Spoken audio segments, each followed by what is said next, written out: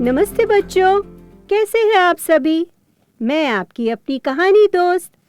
आज की कहानी है अरी और इसे लिखा है विशाली श्रॉफ ने।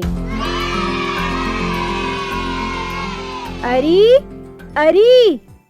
जब भी कोई अरी का नाम पुकारता तो वह इधर-उधर देखने का नाटक करता।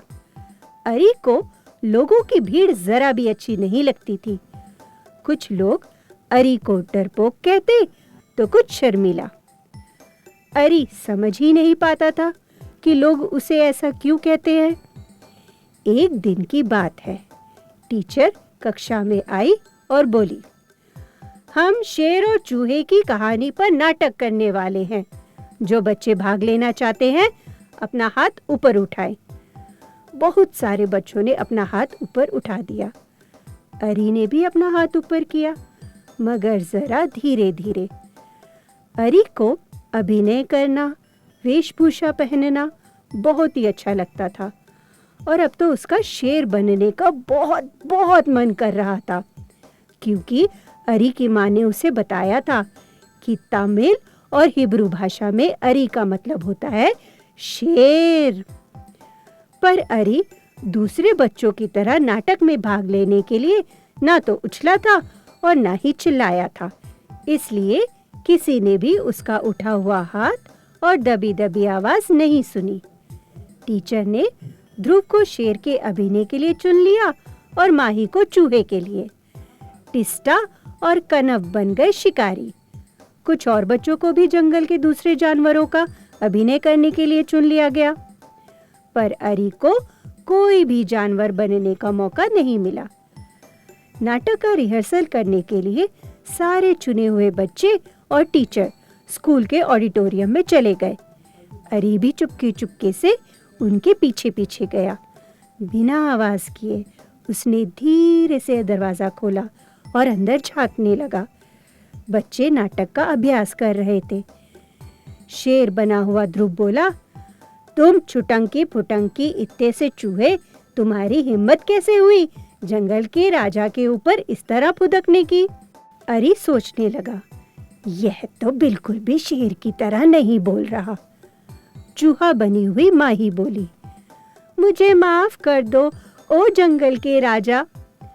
अरी ने मन ही मन सोचा, ऐसे भी भला कोई चूहा बोलता है? यह तो बिल्कुल भी चूहे की तरह नहीं बोल रही।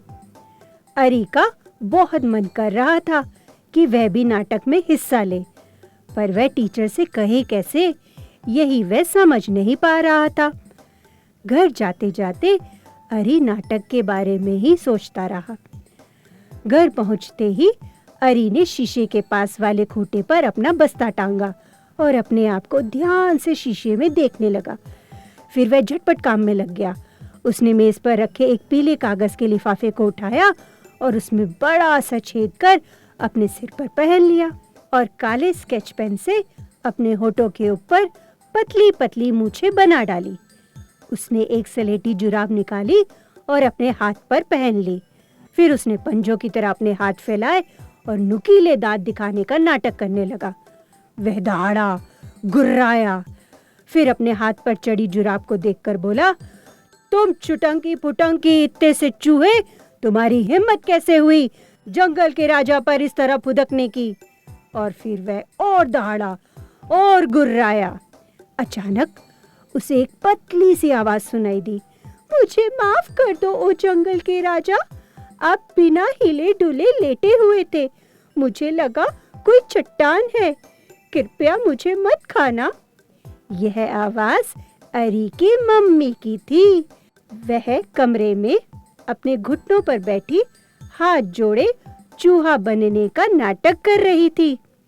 अरी ने झट से सलेटी जुराब हाथ से निकाली और अपनी माँ को पहनने के लिए दी और फिर वह दहाड़ा, तुम छुटंकी फुटंकी इत्ते से चूहे, तुम्हारी हिम्मत कैसे हुई जंगल के राजा पर इस तरह फुदकने की?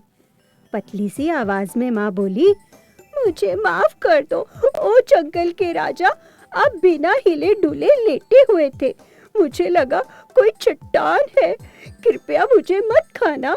फिर अरी माँ की साड़ी के पल्लू के नीचे छिप गया।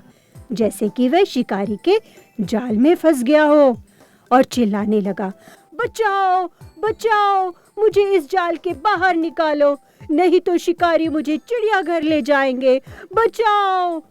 माँ ने साड़ी के पल्लू को दांतों से चबाने का नाटक किया और फिर उसे अरी के चेहरे से खींच लिया।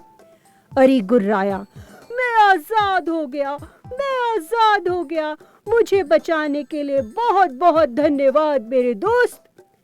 अरी और उसकी माँ ने झुककर झूठे मूठे दर्शकों का धन्यवाद किया। फिर दोनों ने तालियां बजाई, खूब हंसे और एक दूसरे को गले लगाया। तो थी ना मजेदार कहानी। अब मैं आपसे अगली कहानी में मिलूंगी। नमस्कार।